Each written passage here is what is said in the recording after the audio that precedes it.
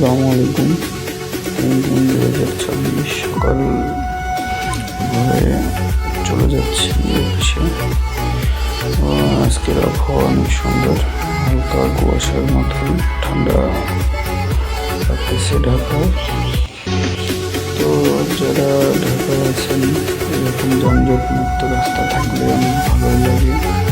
দিনের বেলা তো অফিস এত রাস্তায়